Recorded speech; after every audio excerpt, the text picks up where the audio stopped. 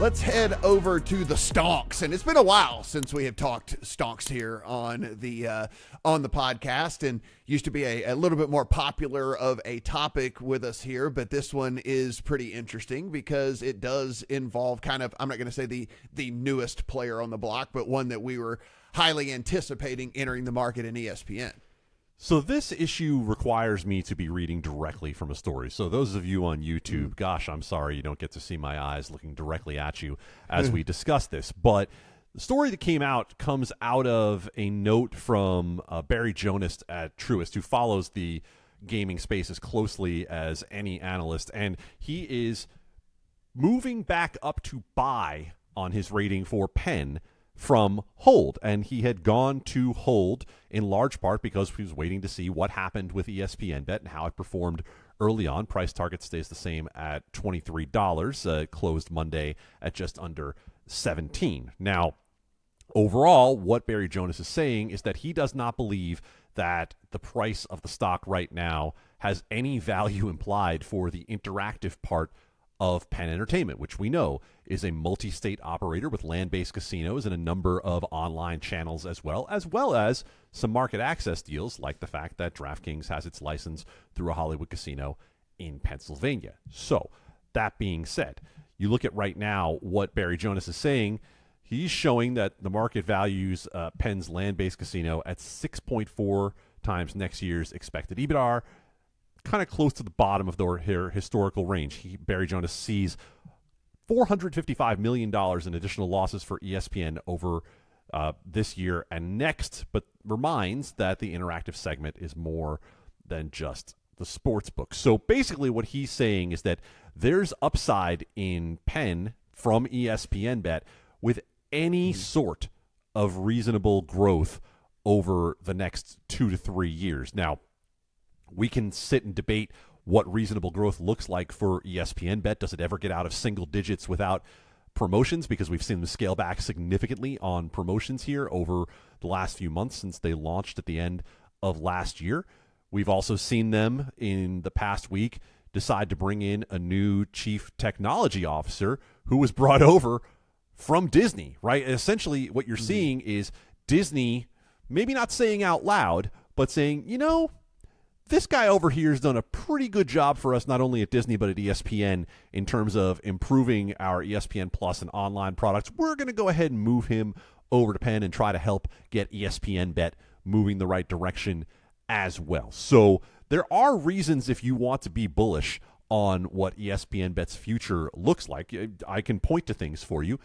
If you want to be bearish, you can look at the fact that it really hasn't been a great performance here over the first 6 or so months of ESPN Bet. I think the marketing has been subpar. I think we look at how hard it's been for some people to sign up and the amount of time that it takes compared to other sportsbook as a reason to say, okay, they have some things to work out. But Matt, as you have pointed out many, many times, that brand is still worth something, and when you look at the amount of games that are going to be in front of ESPN viewers, you're going to have a captive audience for a very long time to come.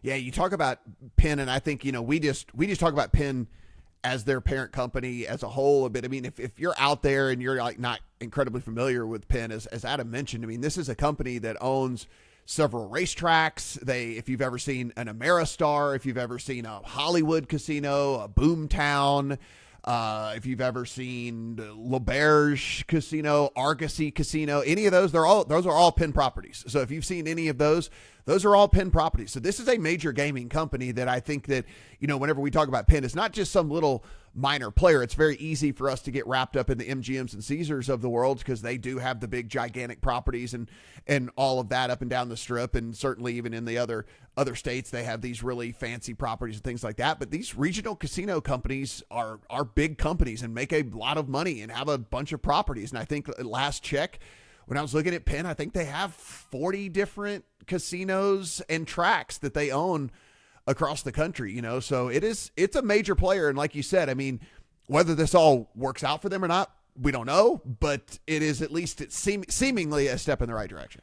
Keep in mind that part of the reason that we've said we don't know if it'll work out is because by the end of the current deal with ESPN Bet, assuming that it makes it to the end of the current deal, you'll have nearly $4 billion of investment for Penn involved in the failed Barstool Sportsbook deal and now in whatever comes out of ESPN Bet. And frankly, at this point, you see Penn trying to get to a point where that's a clear third for them, right? And third on the podium might not even be a full 10% with the way that DraftKings and FanDuel have gone thus far. Now, some of the smaller operators have started to fade off. Maybe there will be some consolidation. Maybe ESPN really can expand the market through its brand name.